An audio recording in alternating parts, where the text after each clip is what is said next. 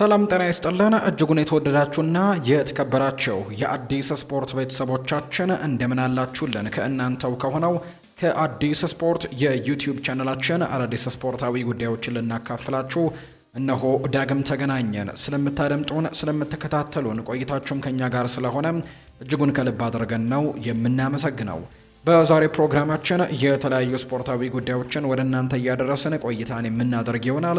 ከነዚህ መካከል ትልልቆቹን የአውሮፓ ክለቦች የተመለከቱ እጅግ በርከት ያሉ ስፖርታዊ ጉዳዮችን ዛሬም ወደ እናንተ እያደረስን ቆይታን የምናደርግ ነው የሚሆነው። ፏድ ባህሩ የዛሬውን ፕሮግራም እመራለሁ። ዛሬ የሚደረጉ ጨዋታዎችንና ትልልቆቹን ክለቦች የተመለከቱ ስፖርታዊ ጉዳዮችን እያነሳን ቆይታን እናደርጋለን። እስከ ፕሮግራማችን ፍጻሜ ድረስ አብራችሁኝ እንድትቆዩ በአክብሮት ጋብዛለሁ። ከመሸጋገሪያ በኋላ በድጋሚ ተመልሰን የምንገናኝ ይሆናል። አብራችሁኝ ቆዩ።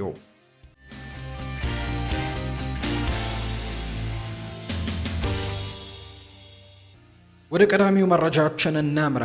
ክሪስቲያኖ ሮናልዶ በቀላሉ 1000 ጎሎች ላይ እንደሚደርስ እርግጠኛ ነኝ ብሏል። የቀድሞው ማንቸስተር ዩናይትድ ተጫዋች ፖርቱጋላዊው ሉዊስ አልሜይዳ ዳኩናናኒ ፖርቱጋላዊው የቀድሞ ተጫዋች የሆነው ሉዊስ ናኒ ክሪስቲያኖ ሮናልዶ የ1000 ጎል ዓላማውን ያሳካል የሚል እምነት እንዳለው ነው እየተናገረ የሚገኘው። ናኒ ሲናገርም ሮናልዶ በቀላሉ 1000 ጎሎች ላይ ይደርሳል፣ በዚህ ምንም አይነት ጥርጣሬ የለኝም በማለትም ጭምር ነው የተናገረው። ሮናልዶ 1000 የተቀረጹ ግቦችን ማሳካት ነው የሚፈልገው። ምክንያቱም ያሳኩት ፔሌና ሮማሪዮ ሁሉም ጎሎቻቸው አልተመዘገቡም። እሱ ግን በዚህ ፊልም መስራት ይችላል ሲልም ጭምር ናኒ ይናገራል። ሮናልዶ ያንን ለማሳካት ወደ አነስተኛ ሊግ መሄድ ቢኖርበት እንኳን ቁጥሩን የሚሞላው ይመስለኛል። ነገር ግን ያንን ማድረግ ሳያስፈልገው አሁን እየተጫወተ በሚገኙበት ትልልቅ ሊጎችም ጭምር ያንን ማድረግ የሚችል አይነት ፖቴንሻል አለው። ሮናልዶ በእግር ኳስ ሕይወቱ 1000 ግቦችን ለማስቆጠር የሚቀረው 38 ጎሎች ብቻ እንደሆነ ይታወቃልና ከዚህ ጋር በተያያዘ ነው ሉዊስ ናኒ ክሪስቲያኖ ሮናልዶ ይህንን የጎል ሪከርዱን ይሰብራል ወይም 1000 ጎሎች ላይ ይደርሳል ሲልም ጭምር ሀሳቡን እያጋራ የሚገኘው። ሊቨርፑልን የተመለከተ መረጃን እናንሳ። አሁን ላይ ስለ ዝውውር የምናስብበት ጊዜ አይደለም ብሏል። የዶሚኒክ ሶቦስላይ ወኪል ነው ይህንን ሀሳብ የሰጠው። የሊቨርፑሉ የመሃል ሜዳ ተጫዋች ዶሚኒክ ሶቦስላይ ስሙ ከሪያል ማድሪድ ጋር እየተያዘ እንደሚገኝ ነው የሚታወቀው። በተለይ ሰሞኑን የተለያዩ ጉዳዮች እየተነሱ ይገኛሉ ከዚህ ተጫዋች ጋር በተያዘ። አንደኛ ሊቨርፑል የዚህን ተጫዋች ኮንትራት ጉዳይ እስካሁን ችላ ማለቱ ነው እየተነገረ የሚገኘው በርከት ያሉ ፈላጊዎች ባሉበት በዚህ ሰዓት። ከዛ ውጭ ደግሞ ለሊቨርፑል ዘንድሮ እያስመለከተ ከሚገኘው ድንቅ አቋም ጋር በተያያዘ በርካቶች ተጫዋች በሊቨርፑል ኮንትራቱን እንዲያራዘም ፍላጎት አላቸው። ሊቨርፑል ግን ይህንን ተጫዋች ኮንትራቱን ለማራዘም ምናልባት ተጫዋቹ የጠየቀውን 300,000 ፓውንድ የሚያክል ሳምንታዊ ደሞዝን ለመክፈል ምናልባት ሊያንገራግር እንደሚችል ነው የሚያሳዩ ዘገባዎች የሚጠቁሙት። እንደ አንዳንዶቹ ገለጻ ከሆነ ተጫዋች በሚቀጥሉት የውድድር ዓመታትም ዘንድሮ እያሳየ የሚገኘውን አይነት አቋም መድገም ይኖርበታል ይህን ያክል ገንዘብ ለመከፈል የሚሉ አይነት ሀሳቦችን እያነሱ ይገኛሉ። ነገር ግን አሁን እያሳየ በሚገኘው አቋም ግን ተጫዋች በርካታ ፈላጊዎች ያሉት። ሰሞኑን እንኳን የሃንጋሪ ብሔራዊ ቡድን አሰልጣኝ የሆኑት ሰው ዶሚኒክ ሶቦስላይ ወደ ሪያል ማድሪድ የማምራት የልጅነት ህልም እንዳለው ጭምር መናገሩ ይታወሳል። በተለይ ተጫዋቹ የክሪስቲያኖ ሮናልዶ ቀንደኛ ደጋፊ ሆኖና አድናቂ ሆኖ ማደጉን ተከትሎ እንዲሁ የሪያል ማድሪድም ትልቅ ልክፍትና ፍቅር እንዳለው ጭምር ይነገራል። ስለዚህም ይህንን ተጫዋች ደግሞ ለማስፈረም ሪያል ማድሪዶች መሞከራቸው አይቀሬ እንደሆነ ነው መረጃዎች የሚያሳዩት። ስለዚህም ደግሞ የሊቨርፑል የሶቦስላይ ወኪል የሆነው ሰው ግን አሁን ላይ ስለ ዝውውር የምናስብበት ጊዜ አይደለም ሲልም ጭምር ነው የተናገረው። በጉዳዩ ላይ አስተያየቱን የሰጠው የዶሚኒክ ሶቦስላይ ወኪል እሱ ጥሩ ደረጃ ላይ በመሆኑ ስለዚህ ነገር ማውራቱ ተፈጥሯዊ ነው ብሏል። ይሁን እንጂ ይሄ ለኛ ርዕስ አይደለም ያለው ወኪሎም የውድድር ዓመቱ አጋማሽ ላይ ነው ያለነው፣ እሱ ደግሞ በቀጣይ ከፊቱ ብዙ ስራም ይጠብቀዋል ሲልም ጭምር ነው የተናገረው። አክሎም በዚህ ሰዓትም ቀጣይ ክረምት ምን እንደሚፈጠር ማሰብም ትክክል አይደለም ሲልም ጭምር ነው የተናገረው። ሊቨርፑል ከዓለም ምርጥ ቡድኖች አንደኛው ነው። ዶሚኒክ ሶቦስላይም በቡድን ውስጥ ወሳኝ ሚናን እዚህ ትልቅ በራስ መተማመንም እንዳለው አውቃለሁ። ስለዚህም አሁን ስለ ዝውውር የምናስብበት ጊዜ በጭራሽ አይደለም ሲልም ጭምር ነው የዶሚኒክ ሶቦስላይ ወኪል ነው ይህንን ሀሳብ የሰጠው። የሊቨርፑሉ ካፕቴን የሆነው ቨርጂል ቫን ዳይክ ስለ ሞሐመድ ሳላህ የወደፊት እጣ ፈንታም ሀሳቡን ሰጥቷል። ቫንዳይክ ሲናገር ሞሐመድ ሳላህ አሁንም መሪ ነው። እናም እንደ ካፕቴን በዙሪያዬ ደግሞ መኖሩና በሜዳ ላይ መኖሩ አስፈላጊ ነው። እናም የሱ መገኘት ደግሞ ቡድኑን በትልቁ እንደሚጠቅመው አውቃለሁ ሲልም ጭምር ነው ቨርጂል ቫን ዳይክ የተናገረው። ሁልጊዜም ለቡድኑ ከጎል በላይ ይሰጣል። በአሁኑ ጊዜ ደግሞ ግቡ ቶፕ ስኮረር ላይ ብዙ ግቦችን ወይም ብዙ ትኩረቶች የሚሰጠው መስፈርቶችን እጅግ በጣም ከፍ ያለ ስለሚያደርገው ነው። ስለዚህም ብዙ ጎሎችን ሳያስቆጥር ይተቻል፣ ይወቀሳል። ነገር ግን የተጫዋች በተከታታይ ዓመታት ግን ምን ያክል ግቦችን ለዚህ ቡድን ሲያበረክት እንደነበር ግን የምናስታውሰው ነው ብሏል። ቫን ዳይክ ነው ይህንን ሀሳብ የሰጠው። የቼልሲው ተከላካይ የሆነው ማማዱ ሳር ይናገራል። እንደ ቨርጂል ቫን ዳይክ መሆን እፈልጋለሁ ብሏል። ቨርጂል ቫን ዳይክን ወደዋለሁ። ልጅ ከነበርኩበት ጊዜ ጀምሮ እንደዛ እያሉ ደግሞ ይጠሩኝ ነበር። ነገር ግን አንዳንድ ሰዎች ደግሞ አጫወትህ እንደ ኢብራሂማ ኮናቴ ነው ይሉኛል። የኔና የሱ አጫወት ደግሞ አንድ አይነት ነው ሲልም ጭምር ነው የተናገረው። ነገር ግን እኔ ቨርጂል ቫን ዳይክን በጣም አደንቋለሁ ሲል ነው ማማዱ ሳር የቼልሲ የተከላካይ ስፍራ ተጫዋች ሀሳቡን የተናገረው። ማንቸስተር ዩናይትድን የተመለከቱ መረጃዎችን እናንሳ። ቤንጃሚን ሼስኮ በዚህ የውድድር ዘመን ወደ ሊጉ ከመጡ አዳዲስ አጥቂዎች ጋር ሲነጻጸር እጅግ አነስተኛ የጨዋታ ደቂቃዎችን ቢያገኝም ያስቆጠረው የግብ መጠን ግን ካገኘው አነስተኛ እድል አንጻር የሚደነቅ ሆኖ ነው የተገኘው። ቤንጃሚን ሼስኮ ከቅርብ ተፎካካሪዎቹ ጋር ሲነጻጸር እንኳን ከ300 በላይ ያነሱ ደቂቃዎችን በሜዳ ላይ ያሳለፈ ቢሆንም ያስቆጠረው የጎል ብዛት ግን ረጅም ደቂቃዎችን ከተጫወቱ ተቀናቃኞቹ ጋር እጅግ በጣም የቀረበ እንደሆነ የሚያሳዩ መረጃዎች ናቸው እየወጡ የሚገኙት። በዚህ ውድድር ዓመት በርከት ያሉ ደቂቃዎችን ከአዲስ ፈራሚዎች መካከል ከአጥቂዎቹ ያገኘው ቪክተር ዮኬሬሽ ነው። የአርሰናሉ አጥቂ 1588 ደቂቃዎችን ሜዳ ላይ አሳልፏል። 8 ጎሎችንም ማስቆጠር ችሏል። ሁለተኛ በርከት ያሉ ደቂቃዎችን ሜዳ ላይ ማሳለፍ የቻለው የሊቨርፑሉ ሁጎ ኤኪቲኬ ነው።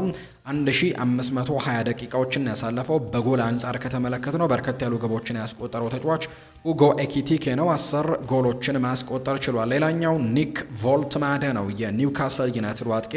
እሱ 1433 ደቂቃዎችን ሜዳ ላይ ማሳለፍ ችሏል። 7 ግቦችን አስቆጥሯል። ቤንጃሚን ሼስኮ በአንጻሩ 1101 ደቂቃዎችን ነው ሜዳ ላይ ያሳለፈው።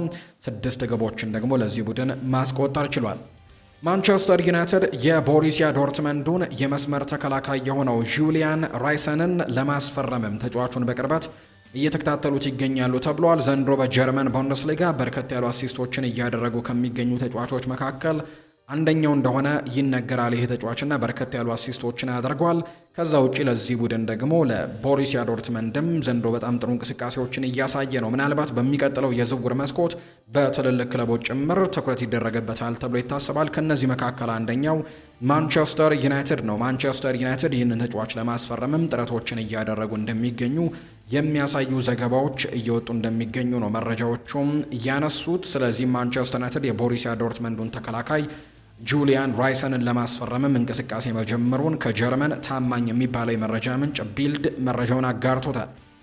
ሰሞኑን ከማንቸስተር ዩናይትድ ጋር በተያያዘም አንዳንድ ዘገባዎች ሲወጡ ተመልክተናል። ከሊቨርፑሉ አሌክሲ ማካሊስተር ጋር ስማቸውን ያገናኙ በርከት ያሉ ዘገባዎች አሉ። ፋብሪዚዮ ሮማኖ እንደተናገረው ከሆነ ግን በዩናይትድ እና በአሌክሲ ማካሊስተር መካከል ምንም አይነት ተጨባጭ ነገር የለም ሲል ነው የተናገረው። ማንቸስተር ዩናይትድ በክረምቱ የዝውውር መስኮት የአማካይ ስፍራው ላይ እንዲሁ ስራ እንደሚበዛበት ይጠበቃል። 2 ወይም 1 አማካይ ሊያስፈርም እንደሚችል ነው የሚነገረው። ይሁን እንጂ የትኛውም ውሳኔ ከመወሰኑ በፊት ግን ለቻምፒየንስ ሊግ ማለፍና ቀጣዩ አሰልጣኝም መታወቅ ይኖርባቸዋል ተብሎ ይታሰባል። ስለዚህ እነዚህ 2 ነገሮችን ከተመለከቱ በኋላ የቻምፒየንስ ሊግ ቦታን ማግኘታቸውን ካረጋገጡና ቀጣይ ክረምት ላይ ደግሞ የሚሾመው ዋናው አሰልጣኝ ማን እንደሆነ ከተረጋገጠ በኋላ በዝውውር እንቅስቃሴዎች ላይ ውሳኔዎችን እንደሚያሳልፉ ነው የሚጠበቀው ብሏል ፋብሪዚዮ ሮማኖ ሲናገር። ግሌዘሮች በሰር ጂም ራትክሊፍ ንግግር መበሳጨታቸው እየተገለጸ ይገኛል። የማንቸስተር ዩናይትድ አብላጫ ድርሻ ባለቤት የሆኑት ግሌዘሮች ከሰር ጂም ራትክሊፍ ንግግር ጋር በተያያዘ ደስተኛ እንዳልሆኑ ነው የተነገረው። እንደ ቢቢሲ ዘገባ ግሌዘሮች በሁኔታው የተደናገጡ ሲሆን ንግግሩ ግዴለሽነት የተሞላበትና የክለቡን ዓለም አቀፋዊ ገጽታንም የሚጎዳ ሆነው እንዳገኙት ጭምር ነው የተገለጸው። በተለይም ደግሞ ዩናይትድ ለብዝሃነትና ለአቃፊነት ለረጅም ጊዜ የሚሰጠው ትኩረትን የሚቃረን ሀሳብ እንደሆነ ጭምር ነው ግሌዘሮች የሚያነሱት። ግሌዘሮች ከክለቡ ከሜዳ ውጪ ባለው የንግድ ስም ወይም ብራንድ ላይ ጥገኛ ስለሆኑ ለእንደዚህ አይነት ጉዳዮችም እጅግ ስሜታዊ እንደሆኑ ጭምር ነው ዘገባዎቹ የሚያብራሩት። ኤፍኤው በሚቀጥሉት ቀናት የራትክሊፍን የስደተኞችን አስተያየት በተመለከተ የድርጅቱን ደንብ የጣሰ መሆን አለመሆኑን እንደሚወስን ጭምር ነው የተነገረው። ውሳኔው ከመደበኛው ክስም እስከ ግል ማስጠንቀቂያ ወይንም ደግሞ ምንም አይነት እርምጃ ለመውሰድም ሊሆን እንደሚችል ጭምር እየተገለጸ ነውና በቀጣይ ጊዜያት ውሳኔ እንደሚሰጥበት ጭምር ነው የተረጋገጠው። የአርሰናልን ጉዳዮች እናንሳ። ከአርሰናል ጋር በተያያዘ አንዳንድ ደጋፊዎች የሚያነሷቸው ጉዳዮች አሉ። ሰሞንኛ የኖኒ ማንድዋይኬ ብቃት ጥሩ እንደሆነ ይታወቃልና ምናልባት አሰልጣኝ ሚኬል አርቴታ ሁለቱንም ተጫዋቾች ቡካዮ ሳካንም ኖኒ ማንድዋይኬንም ሜዳ ላይ ሊያስመለክት የሚችልበትን ቀመር ይፈጠር ይሆን ወይ የሚሉ ጥያቄዎች ይነሳሉ። ሁለቱም ተመሳሳይ አይነት ቦታ ላይ የሚጫወቱ ተጫዋቾች እንደሆኑ ይታወቃሉ። ቡካዮ ሳካም ምንም ጥያቄ የለውም ለአርሰናል እጅግ ወሳኝ ከሚባሉ ተጫዋቾች መካከል አንደኛው ነው።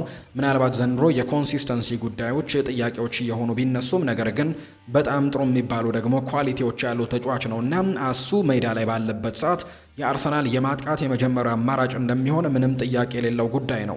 ሌላኛው ኖኒ ማንድዋይኬ ነው። ኖኒ ማንድዋይኬም ቢሆን በቅርቡ በሚሰለፍባቸው ጨዋታዎች ላይ ጥሩ የሚባሉ እንቅስቃሴዎችን ያደርጋል። በተለይ ደግሞ ተከላካዮችን በማስጨነቁ ረገድ ደግሞ የተሻሉ ቁጥራዊ መረጃዎችም ጭምር አሉትና የትኛውን ተጫዋች ማሰለፍ አለባቸው የሚለው ጉዳይ በትልቁ ጥያቄ የሚነሳበት አይመስልም። ምክንያቱም የአርቴታም የአርሰናልም የደጋፊዎቹም ጭምር ተመራጩ ተጫዋች ቡካዮ ሳካ ከመሆኑ ጋር በተያዘ ነገር ግን ኖኒ ማንድዋይኬ ሰሞኑን እያሳየ ከሚገኙ አቋም ጋር በተያዘ ግን አንዳንድ ጥያቄዎች እየተነሱ ነው። ይህም ሁለቱም ተጫዋቾች ምናልባት በአንድ ላይ ማሰለፍ የሚቻልበት መንገድን ሚኬል አርቴታ እንዲፈጠር ነው ጥያቄዎች የቀረቡት።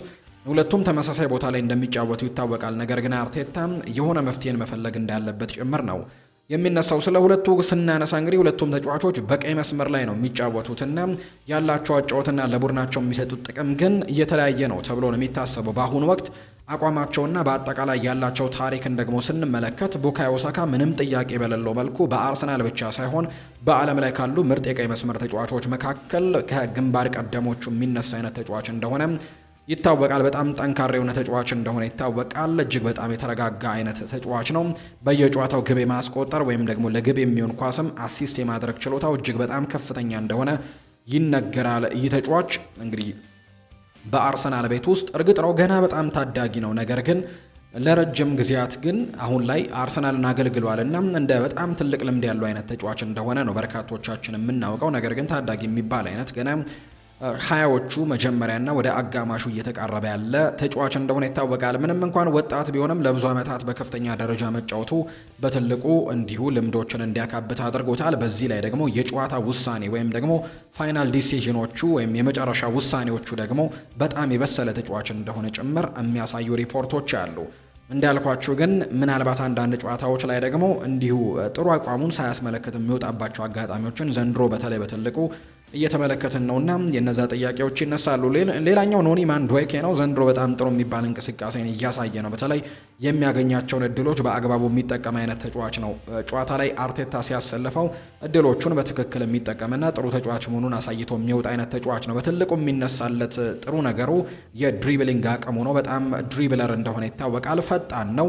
ተከላካዮችን ጭምር በማስጨነቅ በኩል ደግሞ ልዩ ነገርም እንዳለው ጭምር ነው የምንመለከተውና ብቃቱን እያገኘ ያለ ተጫዋች ይመስላል። ስለዚህም ደግሞ በራስ መተማመን መንፈሱም አሁን ላይ ከፍ እያለለት እንደመጣና በአርሰናል ቤት ጥሩ ነገሮችን ማድረግ እንደሚችል አይነት ተጫዋችም እየተመለከትነው ነው። ነገር ግን ከቡካዮ ሳካ ግን በትንሹ የሚለይበት ጉዳይ ፋይናል ዲሲዥኖቹ ናቸው። እንዳልኳችሁ ያለመብሰል ነገሮች ያሉ ድሪብለር እንደሆነ ይታወቃል። ተከላካዮችን የሚያስጨንቅ አይነት ተጫዋች እንደሆነ ይታወቃል። ነገር ግን ፋይናል ዲሲዥኖቹ ግን አሁንም ቢሆን በትልቁ ጥያቄ ይነሳባቸዋልና ያንን ነገር በትልቁ ማረም እንዳለበት ነው በርካቶች የሚያነሱት። በአጠቃላይ ግን አርሰናል የትኛውን ተጫዋች ቀዳሚ ያደርጋል የሚለው ነገር በትልቁ ጥያቄ የሚነሳበት ባይሆንም ሳካ ቀዳሚ እንደሚሆን ቢታመንም፣ ነገር ግን ኖኒ ማንድዋይኬም የተሻሉ እድሎች ሊሰጡት እንደሚገባ ጭምር ነው መረጃዎቹ የሚጠቁሙት። ቸልሲ የተመለከቱ መረጃዎችን እናንሳ። ኒኮላ ጃክሰን ወደ ቸልሲ መጥቶ በድጋሚ ቦታውን ለማስጠበቅ ይፈልጋል ተብሏል። እንዲሁም በዚህ ክረምትም ወደ ክለቡ ቸልሲ ይመለሳል ሲል ነው ታይምስ ስፖርት መረጃውን እያጋራ የሚገኘው።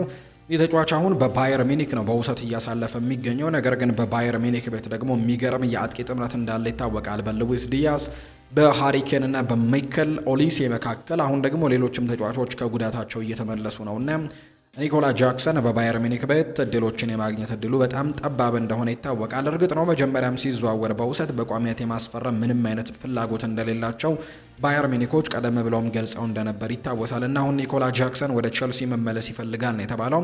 እርግጥ ነው ኒኮላ ጃክሰን ከቼልሲ ወደ ባየር ሚኒክ ያመራው በቀድሞ አሰልጣኝ በኤንዞ ማሬስካ አልተፈለገም እና በዛኑ ጊዜ እንደነበር እናስታውሳለን። አሁን ግን አዲስ አሰልጣኝ ነው በቼልሲ ቤት እየተመለከትን የምንገኘው። ሊያም ሮስኒየር ናቸው አዲሱ አሰልጣኝና በሊያም ሮስኒየር ስር ምን ማድረግ እንደሚችልና አሰልጣኙ ስለዚህ ተጫዋች ላይ ፍላጎት አላቸው ወይ የሚለው ጥያቄ በትልቁ ምላሽ ይፈልጋል ተብሏል። በተለይ ያመጧቸው አጥቂዎች ደግሞ ሊያም ዴላፕ የሚጠበቅበትን አይነት ፐርፎርማንስ እያሳየ አይደለም። ዣኦ ፔድሮ እንኳን በቅርቡ እያሳያቸው የሚገኙ ጥሩ ነገሮችን እየተመለከትን እንገኛለንና በቀጣይ የኒኮላ ጃክሰን የቀጣይ ቆይታ የት ይሆናል የሚለው ጉዳይ በትልቁ ይጠበቃል። ነገር ግን ወደ ቼልሲ ሊመለስ የሚችልበት እድል ሰፊ ነው ተብሎ ነው የሚታመነው።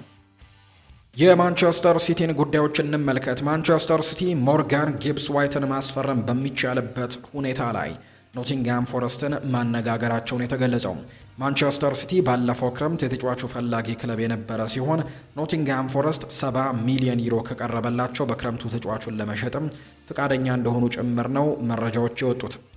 የፔፕ ጓርዲዮላው መልእክትን እንመልከት። ለማንቸስተር ሲቲ ተጫዋቾችም የ3 ቀን እረፍት ከመውሰዳቸው በፊት ሀሳቦቻቸውን ሰጥተዋቸዋል። ሮብ ከሰዓት በኋላ ተጫዋቾቹ ዝግጁ ሆነውና ትኩረት ሲያደርጉ ማየት ፈልጋለሁ። የውድድር ዘመኑ የመጨረሻዎቹ 3 ወራትም ስንገባ እያንዳንዱን ጨዋታ የፍጻሜ ያክል መቁጠር አለብን። በጨዋታ ከተሸነፈን ሁለተኛ እድል ሳናገኝ ልንወጣ እንችላለን በሚል ሀሳብም መኖር አለብን። የፍጻሜው ጨዋታ ከአርሰናል ጋር የሚደረገው የካራባው ዋንጫ ብቻ አይደለም። እያንዳንዱ ጨዋታ የፍጻሜ ጨዋታ ያክል ነው። በመጋቢት ወር ሰማዩ ሰማያዊ ይሆናል፣ አየሩ የተሻለ ይሆናል፣ ስሜታችሁም እንዲሁም። እናም ያኔ ነው የተሻለንን ሁሉ ማድረግ ያለብን። ዝግጁ እንሆናለን። እነዚህም ተጫዋቾችን አውቃቸዋለሁ። እናም ነገሮችን በትክክል እንደምናደርግም ማስባለሁ ሲልም ጭምር ነው የተናገረው አሰልጣኝ ፔፕ ጓርዲዮላ።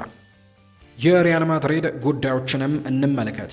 ዓላማችን ቻምፒየንስ ሊግን ማሸነፍ ነው ብለዋል አልቫሮ አርቤሎዋ። የሪያል ማድሪዱ አሰልጣኝ አርቤሎዋ ዛሬ ምሽት ከቤኔፊካ ጋር ካለበት ጨዋታ በፊት ሀሳቡን ሰጥቷል። ከቤኔፊካ ካለፈው ጨዋታ የበለጠ ጠንካራ ሊሆን እንደሚችል ነው የተናገረው። ያለፈው የቤኔፊካ ጨዋታ ላስገረመኝም ያለው አርቤሎዋ ሞሪኒዮ በፍጹም ሊያስገረመኝ አይችልም ሲልም ጭምር ነው የተናገረው። ጆዜው ሞሪኒዮ ምን ማድረግ እንደሚችል ጠንቅቅ ያውቃለሁ። ተመሳሳይ ጨዋታ እጠብቃለሁ፣ ምናልባትም የበለጠ ጥሩ ሊሆን ይችላል ሲልም ጭምር ነው እየተናገረ የሚገኘው። ቤኔፊካን ስለ መበቀልም ያስቡ እንደሆነ የጠየቁት አሰልጣኙም ሀሳባችን በቀል ሳይሆን ማሸነፍ ነው፣ ጥሩ መጫወትና ማሸነፍ እንፈልጋለን ሲልም ጭምር ነው ሀሳቡን የተናገረው። አያይዞም ዓላማችን ቻምፒየንስ ሊግን ማሸነፍ ነው፣ ቡድኖችን ስለመበቀል ሳይሆን ውድድሩን ስለማሸነፍ ነው የምናስበው ሲልም ጭምር የተናገረው። የዛሬው ጨዋታ ምን ያክል አስቸጋሪ እንደሚሆን እናውቃለን። እዚህ ደግሞ ያለው ድባብና ሁልጊዜም በእኛ ላይ የሚኖረው ጫናን እናውቀዋለን። ለማሸነፍ የምንችለውን ሁሉ ማድረግም አለብን። ግባችን ይሄ ነው ሲል አልቫሮ አርቤሎዋ ይናገራል። ሞሪኒዮ አንድ ቀን ወደ ሪያል ማድሪድ ቢመለስ ጥሩ ሀሳብ ነው ብለህ ታስባለህ ወይም ተብሎ ተጠይቆ ነበር። ቀደም ሲል እንደገለጽኩት ለሞሪኒዮ መልካሙን ሁሉ እመኝለታለሁ፣ ነገር ግን የአሁኑ ግቤ ቤኔፊካን ማጥፋት ነው፣ ከዚያም ሁሉንም ዋንጫዎች ማሸነፍ ነው ብሏል አርቤሎዋ። ከአርቤሎዋ በቅርብ ጊዜ ስለተገኙ ድሎችም ምን ያክል ክሬዲት አለው ተብሎም ተጠይቆ ነበር። አላውቅም፣ በመቶኛ ማሳካት አልፈልግም። ከመጣውበት ጊዜ ጀምሮ በሁሉም ውድድሮች መካከል ከፍተኛ አዎንታዊ መንፈስ አስተውያለሁ። እናም ይህ በእግር ኳስ ውስጥም አስፈላጊው ነገር ነው። ከተጫዋች ይልቅ አሰልጣኝ መሆን በጣም ቀላል ነው፣ ምክንያቱም ስራው ሜዳ ላይ ማድረግ ያለበትን መናገር ነው። ስለዚህም ትልቁ ምስጋና ለተጫዋቾች ነው የሚገባው። ጥረታቸውና ታታሪነታቸውን አደንቃለሁ። እያንዳንዱ ጨዋታ የፍጻሜ እስኪመስል ያላቸውን ለሚሰጡ ከ20 እስከ 25 የሚደርሱ ተጫዋቾችም ምስጋና ይገባቸዋል። በዚህ አስተሳሰብና የቁርጠኝነት ደረጃ ጥሩ ውጤት እየተገኘ ቢሆንም የተሻለ ውጤት ለማስመዝገብ ባለን አቅም ላይ እርግጠኞች ነን ሲልም ነው አልቫሮ አርቤሎዋ ሀሳቡን የሰጠው። እንደተለመደው ስለ እግር ኳስ የሚሆነው ለማሸነፍ ጥሩ እግር ኳስ ለመጫወት አለብን።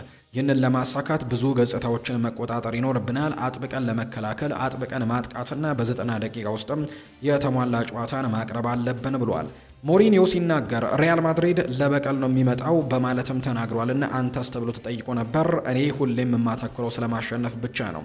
ግባችን ጨዋታውን ቤኔፊካን ከውድድር ውጭ ማድረግ ብቻ ሳይሆን ቻምፒየንስ ሊጉንም ማሸነፍ ነው ሲልም ጭምር ነው አልቫሮ አርቤሎዋ የሚናገረው።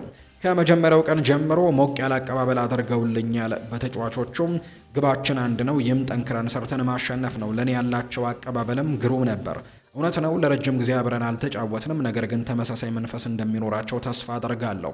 ከባለፈው የቤኔፊካ ጨዋታ ምን ትምህርት አገኘ ተብሎም ተጠይቆ ነበር። ለእኛ ይህ አዲስ ጨዋታ ነው፣ እናም ስለሌላ ነገር አናስብም። አዲስ ጨዋታ ነው፣ እናም ጥሩ ብቃትን ማሳየት እንፈልጋለን። ከማሸነፍ ውጪ ሌላ ግብ የለንም ሲልም ነው አልቫሮ አርቤሏ የሚናገረው። ቤርናቢው ሞሪኒዮን በምን መልኩ እንዲቀበለውም መረጃ አለ ሆይ ተብሎም ተጠይቆ ነበር። ሪያል ማድሪድ ሁሌም ቢሆን ለክለቡ የሰጠውን ቁርጠኝነትና ቅንነት ጠንቅቀው ስለሚያውቁ ሞቅ ያለ አቀባበል ያደርጉለታል። ስለዚህ ሞቅ ያለ አቀባበል እንደሚደረግለት እርግጠኛ ነኝ ብለዋል አልቫሮ አርቤሏ ሲናገር።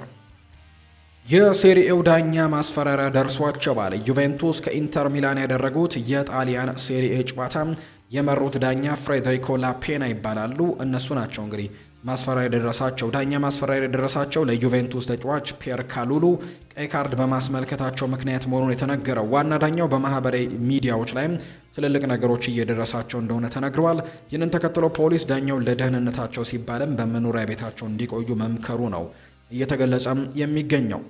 እንደ አውሮፓውያኑ አቆጣጠር በ2022 የመርሲሳይዱ ክለብ ሊቨርፑልን 85 ሚሊዮን ፓውንድ የዝውውር ዋጋ ወጪ አድርጎ ሲያስፈርመው ዳርዊን ኑኔስን ትልቅ ተስፋ ተጥሎበት የነበረው ዩራጓዊው አጥቂ ዳርዊን ኑኔስ ባሳለፍነው ክረምት የሳዑዲ አረቢያውን ክለብ አልሂላልን ቢቀላቀልም የእግር ኳስ ሕይወቱ በተጠበቀው ልክ አልሄድ ብሎታል። በፖርቱጋሉ ክለብ ቤኔፊካ የደመቀውና የበርካታ የአውሮፓ ክለቦችን ቀልብ ገዝቶ በመጨረሻም እንደ አውሮፓውያኑ አቆጣጠር በ2022 ሊቨርፑልን ለመቀላቀል የበቃው የ26 ዓመቱ አጥቂም ዳርዊን ኑኔስ የአንፊልድ ቆይታው በተጠበቀው ልክ የሰመረ አልነበረም። በቀያዮቹ መለያም በሁሉም ውድድሮችም ባደረጋቸው 143 ያክል ጨዋታዎችም 40 ግቦችን አስቆጥሮ 28 ለግብ የሆኑ ኳሶችንም አመቻችቶ ማቀበል ቢችልም በተለይም ወሳኝ ጨዋታዎችና ክለቡ አጥብቆ በሚፈልገው ጊዜም የሚያባክናቸው የግብ ዕድሎችም ተፈላጊነቱን እንዲቀንስ ከማድረጉም በተጨማሪ ለሽያጭ ዳርገውታል። ባሳለፍነው ክረምት ሊቨርፑል ለሳዑዲው ክለብ አልሂላልም በ53 ሚሊዮን ዩሮ የሸጠው ዳርዊን ኑኔስ በአውሮፓ ከመቆየት ይልቅ ሳይጠበቅ ወደ ሳዑዲ ማምራቱ ሳያንስ የእግር ኳስ ሕይወቱንም በጠበቀው ልክም አልሄድ ብሎታል። እጅግ በርካቶችን ያስገረመው ጉዳይ ደግሞ በቅርቡ የተሰማ ሲሆን በዋንጫ ፉክክር ውስጥ የሚገኘው አልሂላል የ38 ዓመቱን አንጋፋ አጥቂ ካረም ቤንዜማን ከአልኢቲያድ ማስፈረሙን ተከትሎ ዳርዊን ኑኔስ ከፕሮፌሽናል ሊግ ስብስብ እንዲቀነስ በማድረግም መጫወት የሚችለው በኤዥያ ቻምፒየንስ ሊግ ብቻ እንዲሆን መወሰኑ ነው። ዳርዊን ኑኔስ በአልሂላል መለያ ባደረጋቸው 24 ጨዋታዎች 14 የግብ ተሳትፎችን ቢያደርግም ከፕሮፌሽናል ሊግ ስብስብ ግን እንዲቀነስም ዋስትና አልሆነውም። ክለቡ እዚህ ውሳኔ ላይ የደረሰው የሳዑዲ ፕሮፌሽናል ሊግ ክለቦች በስብስባቸው መያዝ የሚችሉት የውጭ ሀገር ተጫዋቾች ቁጥር ብዛት 8 ብቻ መሆኑን ተከትሎ ቢሆንም በዚህ ልክ ግን ኑኔዝ ላይ እምነት ማጣቱ ያልተጠበቀን የሆነው በብዙ መልኩ የተጠበቀውና ከቅርብ ዓመታት በፊት ከአውሮፓ ምርጥ አጥቂዎች አንዱ ይሆናል ተብሎ ተስፋ ተጥሎበት የነበረው ዳርዊን ኑኔዝ የእግር ኳስ ሕይወቱ በፍጥነት እያሽቆለቆለ መምጣቱ አሳዛኝ ክስተት ያደረገው ሲሆን ነገር ግን አሁንም ተጫዋቹ ወደ አውሮፓ ቢመለስ የተሻለ ብቃቱን ማሳየት ይችላል የሚሉ ሀሳቦችም በርከት ብለው እየተነሱ እንደሚገኝ ነው ዘገባው የጠቆመው። የተወደዳችሁና የተከበራችሁ ቤተሰቦቻችን ለዛሬ ያዝንላችሁ አዳዲስ ስፖርታዊ ጉዳዮቻችን እነዚህ ነው የሚመስሉት። ስላደመጣችሁን፣ ስለተከታተላችሁን፣ ቆይታችሁን ከኛ ጋርም ስላደረጋችሁ እጅግ ከልብ አድርገን ነው የምናመሰግነው። ፉአድ ባህሩ የዛሬውን ፕሮግራም እየመራው ከእናንተ ጋር ቆይታን አድርጌያለሁ። በቀጣይ ፕሮግራሞቻችን ሌሎች ስፖርታዊ ጉዳዮችን፣ ሌሎች አዳዲስ መረጃዎችን አካተን በድጋሚ ተመልሰን የምንገናኝ ይሆናል። ስላደመጣችሁኝ፣ ስለተከታተላችሁኝ ቆይታችሁም ከኛ ጋር ስለነበር ከልብ አድርገን እናመሰግናለን። መልካም ጊዜ፣ መልካም ቀን እንዲሆንላችሁም ነው በአክብሮት የምመኘው።